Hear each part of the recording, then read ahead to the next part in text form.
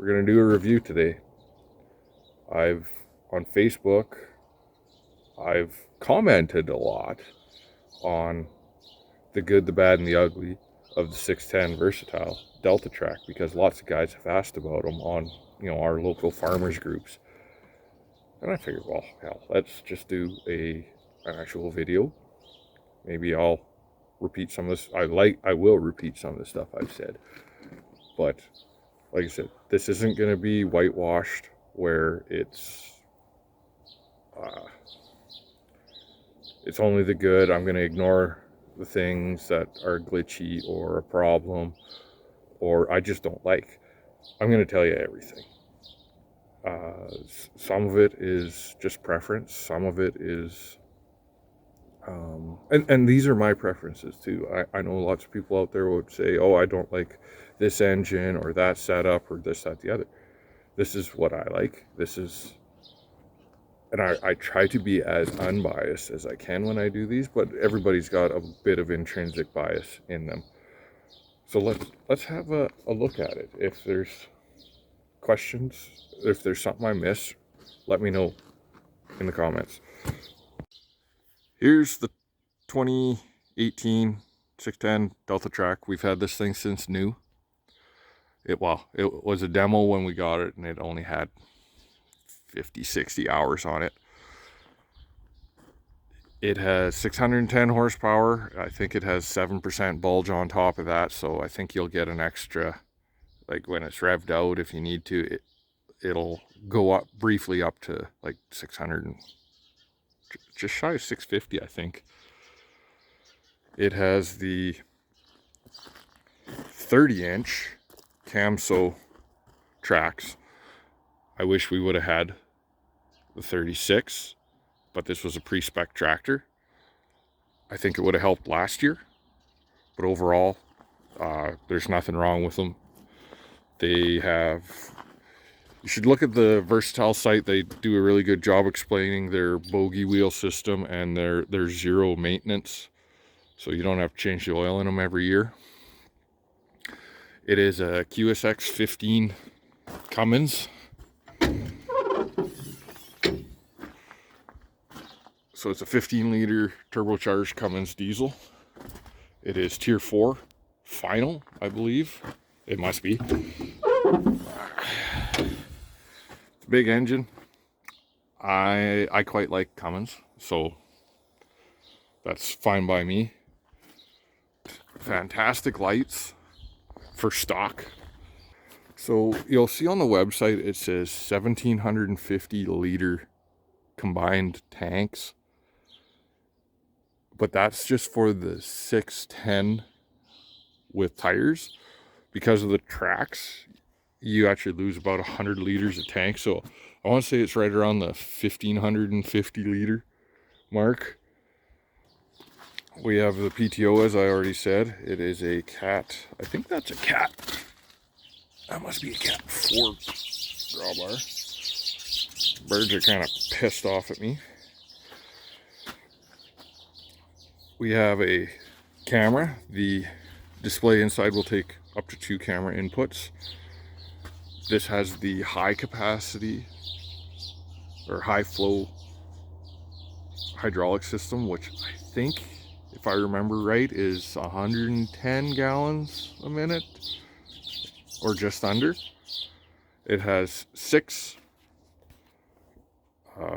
remotes, and it's got some high volume returns, but the problem is these guys actually have a restriction in them,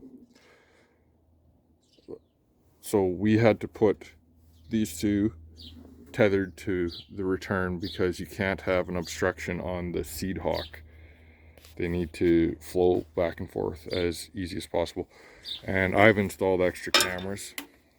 One thing to note is it has a center pull drawbar, just pretty sweet. Again, lots of lights back here. They're all LEDs. I absolutely love LEDs. Back on the driver's side, we have a diesel exhaust fluid tank. Got vibrated loose.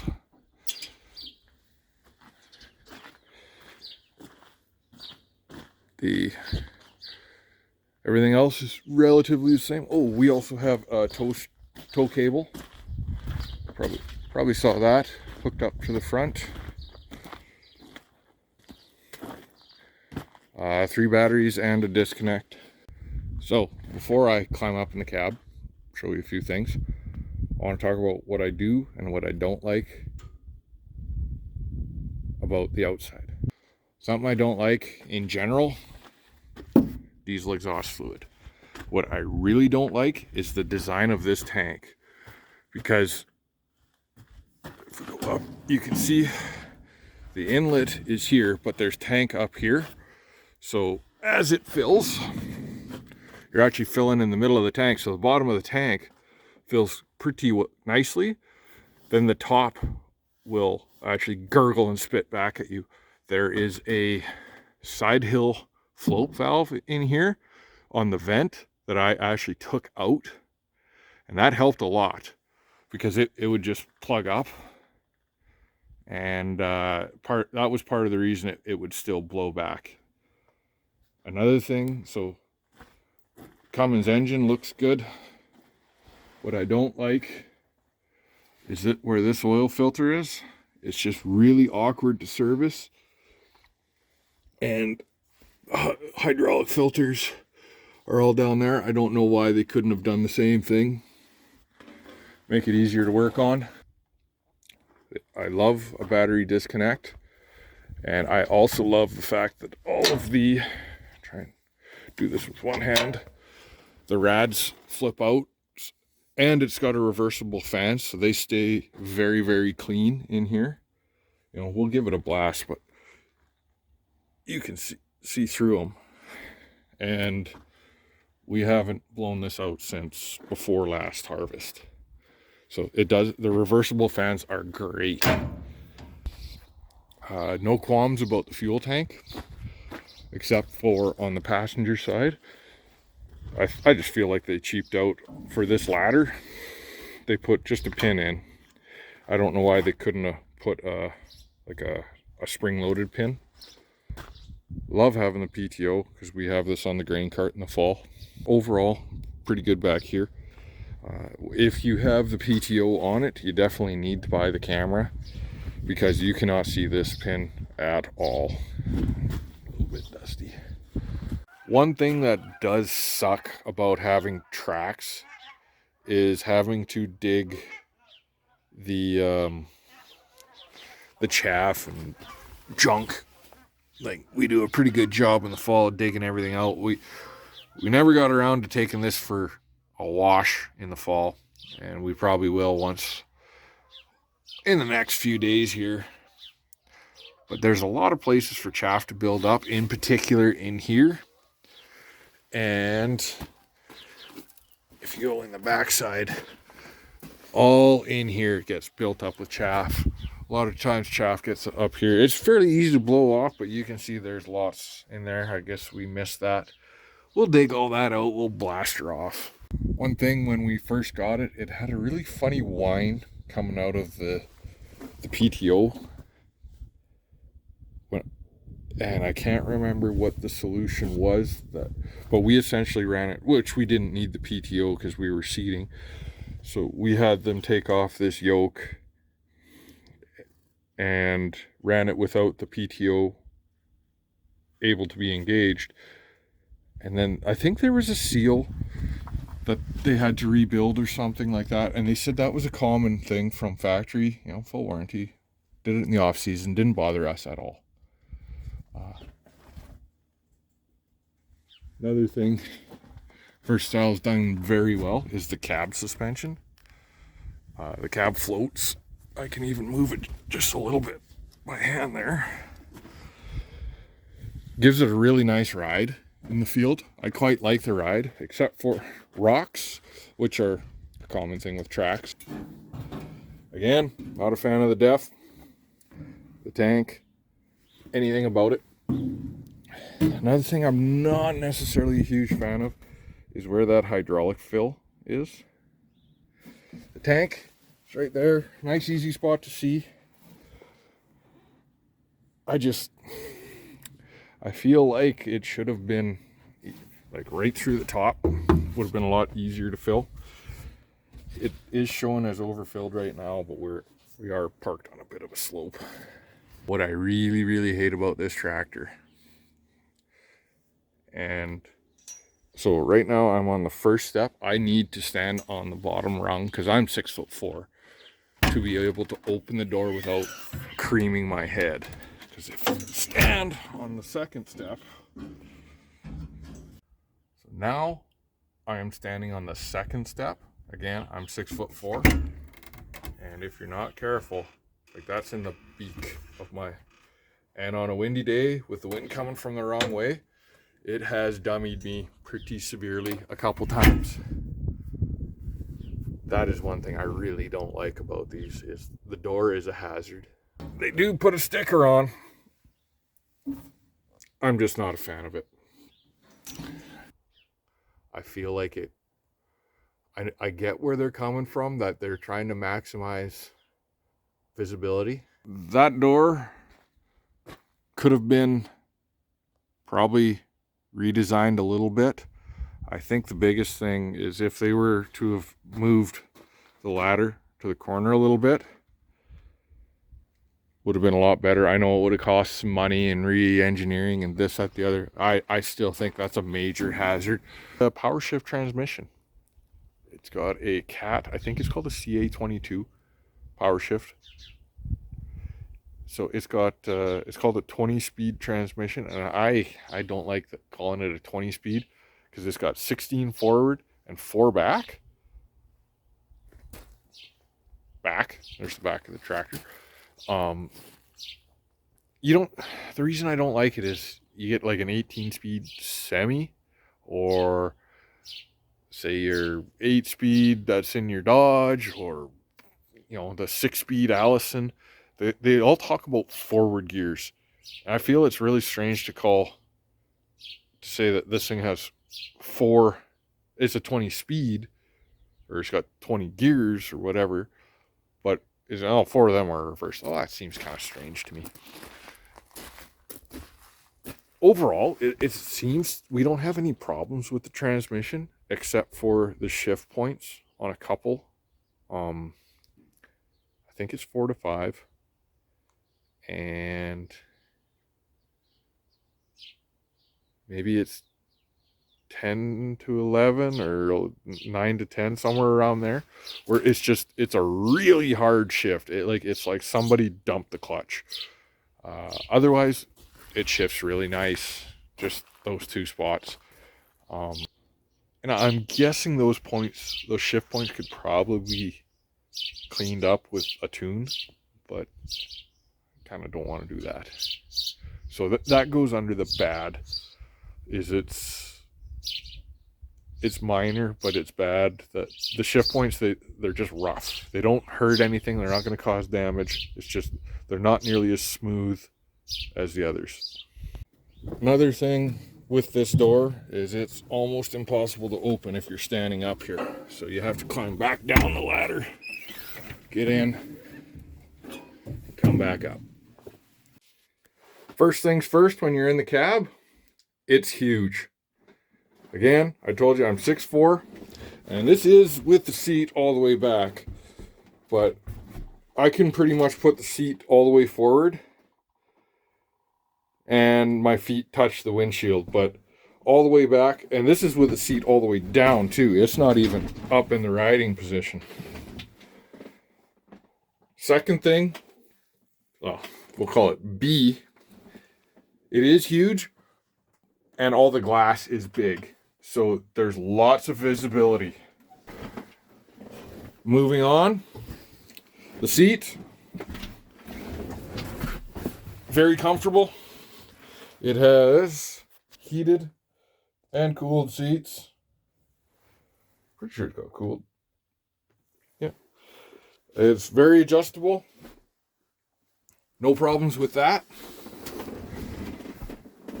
The forward console, although dusty and a bit basic, Gets all the points across, shows you what you need to see. This is where it displays all your codes, your faults, everything else. The console is very adjustable, and you can also scope it in and out. Gotta turn that. Steering controls, just like everything else, you can tilt, you can scope it in and out. Actually, that's probably all the way out. That's down. It's usually where it is. Both me and Dad are over 6 feet tall, so it tends to be out. Moving to the climate control. Pretty basic. It's got air conditioning, it's got fan, and that's about it. Basic, I think these are Ashley Delphi radios, but everybody's got their brand, Versatile, Case IH. Again, Sirius XM compatible, and I love that they're Bluetooth. This also has power mirrors and heated mirrors, I believe. The passenger side door, pretty good, except for the bottom. They didn't, it needs to have a screwed in connector. They added that bracket afterwards. You can't get enough force on it to keep a good seal when if you do get enough force, eventually the adhesive pulls apart. Now, I'm going to finish the overall cab things first. Buddy seat, pretty good. I like the backs of my buddy seats to either be dead flat so that you can lay a manual out, or to have cup holders. Well, cup holders are right there, and there's also cup holders down here. No qualms about that. They have a USB, a 5-volt USB, 120. How much is that? 600 watts. So not a ton you can run off of that. Probably a laptop, a few other things. I don't know why it's on. And just your random cigarette lighter, 12-volt standard attachment. Underneath the buddy seat or instructor seat, companion seat, depending on what they call, is a little toolbox, pretty sizable. I worry about that hinge. Looks like it could potentially get caught and break, but we haven't had any problems with it. One thing is behind the seat, under here is the fuse panel. Once you have this panel off, it's quite accessible, but it's very awkward. On the passenger side, we have 2 amp plugs. I kind of wish there was one more. I know it's nitpicking, and I also know that you can get a splitter for them, so I'm not really saying that's a big downfall.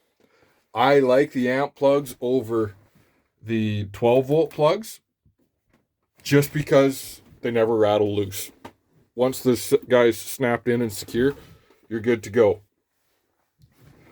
Another thing Versatile I wish you would do is, which is partially nice, partially not. Under here is open space, which is really nice. So all my extra cables and whatnot are tucked away. Having said that, it is quite difficult to get it in and out. I wish there was maybe a fold out or a doorway here, and possibly a better access to the post with multiple spots for it to come out, so that you could have everything hidden cleanly underneath, and it runs out the post, and maybe it comes out at this height and at 3 different heights, just so you can clean up your cables a bit nicer. That's another thing. They don't come pre-wired for CB or 2-way radios, which it seems like everything else does. One thing Versatile doesn't do, and I'm not 100% upset by it, but I'm also not all that impressed, is that they don't have onboard GPS or the ability that I know of to hook up your accessory to this computer. It seems minor, but I do wish in particular. So when you don't have your onboard GPS, so you're going down the field, I'm in whatever gear and I'm doing 5 mile an hour. That's measured at the planetaries, and there's no ground speed sensor on this thing. So when I start slipping, I don't know. And if you'll look from here, you can't tell if you're slipping with this thing until it's too late. Like, you might be running up and down the field with 8 to 10% slip and not know it, and all of a sudden you go full slip because you can't see the tracks. If you have tires, I'm sure you can see the tires because they stand out another 2 feet. I wish you could either make this talk to that or that talk to this. There's probably a way to do it.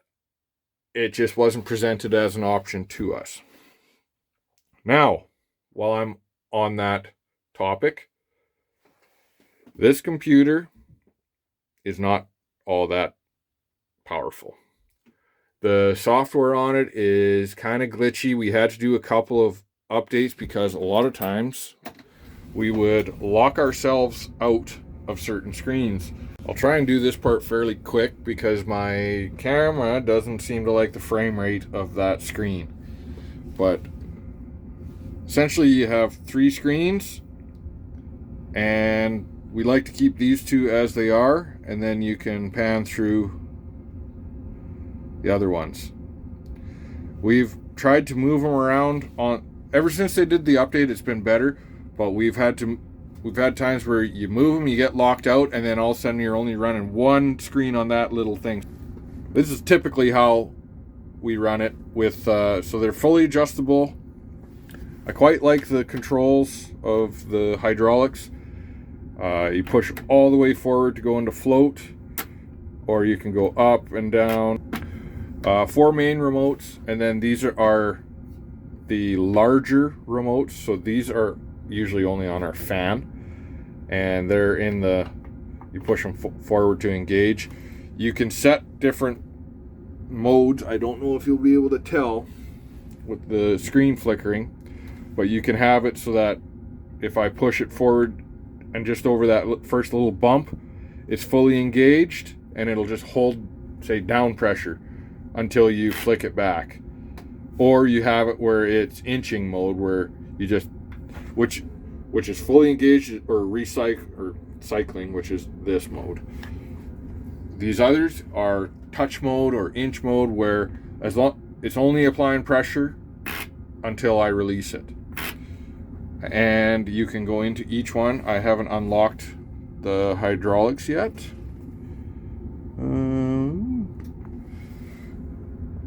So you can go into each one. Come on. And you can configure the speeds or the delay. So if you did a 5-second delay, it would take 5 seconds to get up to your maximum rate. And you can have it actually record functions for you. So like if you wanted to go partially down, float for a bit, you can record that, which is okay. It has a headland management. You have to record it. The Trimble also has headland management.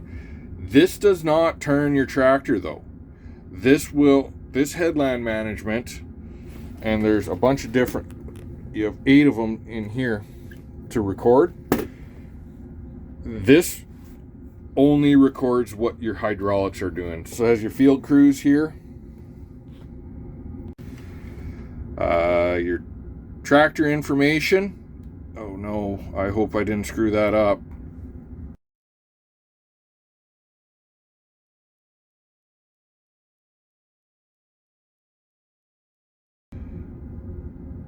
PTO.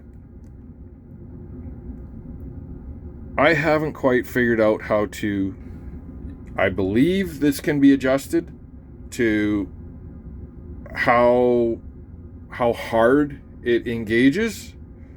So whether I just wish it would give you, rather than this 50% or whatever. And this will show you your PTO speed and everything when it's running. But I wish it would show the ability to increase, say, give it a 3-second ramp up to top speed, because when this thing kicks on, it's pretty hard. This is our camera screen, so the back, so I can see the hitch like I was telling you.